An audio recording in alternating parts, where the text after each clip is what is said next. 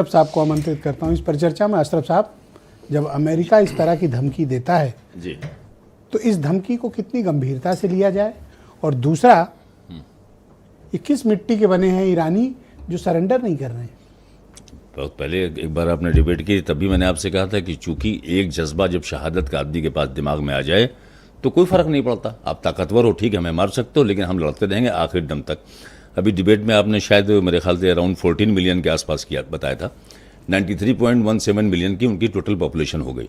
और उसको आप मान के आर्मी में मत जाएं, लोगों पे जाएं। जज्बा तो वहाँ लोगों का है ना कि उधर बम गिर रहा है, उधर लोग सड़क पे बैठे हुए हैं, यानी कि सारे के सारे लोग मरने के लिए एक विश बना रखा है कि ठीक हम शहीद हो जाएंगे, कोई हर्ज नहीं। 9 करोड़ की आबादी, आप चलिए न्यूक्लियर की अपने सवाल पूछा था, चलिए गिरा भी देते हो तो कितना हो जाएगा। जापान में गिरा है, 1-2 लाख लोग उससे अफेक्टेड हुए, आज भी उनकी जनरेशन अफेक्टेड है ना, यही तो हुआ ना पर्ल हार्बर के बाद।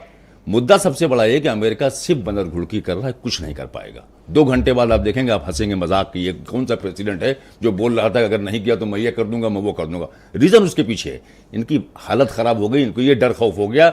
वाशिंगटन हाउस में तो आज नहीं मिलेंगे आपको ट्रंप।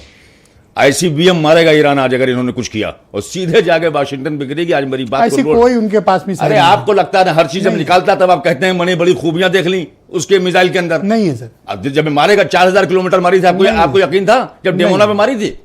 आपको यकीन था? मिसाइल बनाना आज बताएगा ना कि मिसाइल ऐसी है हमारे पास, वो 10,000 किलोमीटर हम मार सकते हैं। आप देखते जाइएगा, जो बता रहा हूं उनके पास फतेह 2 है, और उसके अलावा आप नाम गिना के जब वो मार देगा तब आपको नाम बताएगा कि मेरा ये नाम है ना।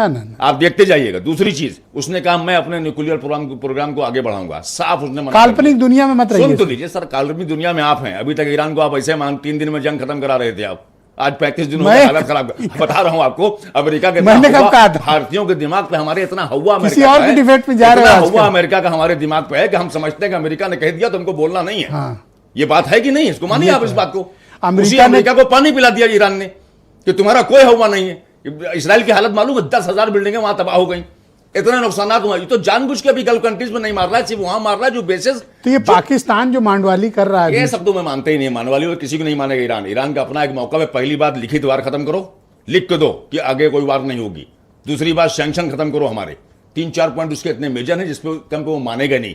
हार्मोस में हो सकता है आगे चल के कोई समझौता हो जाए, लेकिन कुछ बड़ी शर्तें इनको मानना पड़ेंगी, वरना आज रात आप मजाक उड़ाएंगे इसी ट्रम्प का कि तो सुबह में बोल रहा था ऐसा कर दूंगा, और कांड कर दिया तो कुछ नहीं कर पाएगा। बोल रहा हूं आपसे ना, मेरी भी तो कुछ बात मान लीजिए, मेरा भी कुछ प्रेडिक्शन है। आप लोगों के साथ रहते रहते इतना तो मैं भी अंदाजा करता हूं।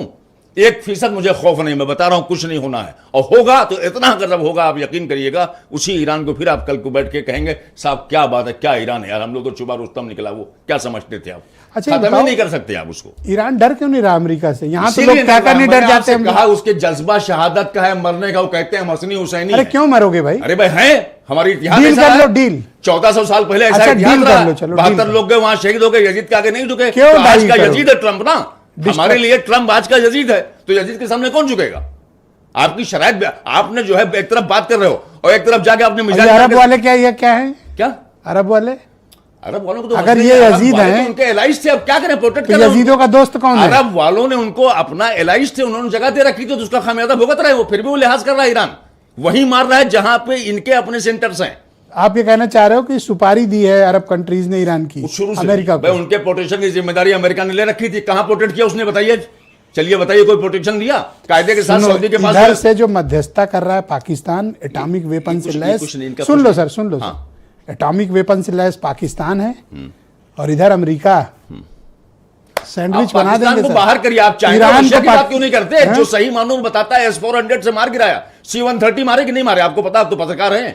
अभी 2 दिन पहले या डिनाई कर रहे हैं इस बात? उठा ले गए अपना पायलट, क्या कर पाया? इस पे जवाब दीजिए, आप पत्रकार हैं। ईरान का होमगार्ड भी नहीं पहुंचा। इस पे जवाब दीजिए, आप इस पे नहीं दे रहे हैं। उठा ले गए, C-130 मारा कि नहीं मारा? उन्होंने खुद से डिस्ट्रॉय किया। अब बताइए, 6-7 जहाज मार दिए, इस्फहान पे आए थे निकालने, आए थे न्यूक्लियर लेने के लिए, मतलब न्यूक्लियर एंगेजमेंट को तबाह करने आए थे इस्फहान के ऊपर, और उनके कितने $2 बिलियन का नुकसान किया उसने।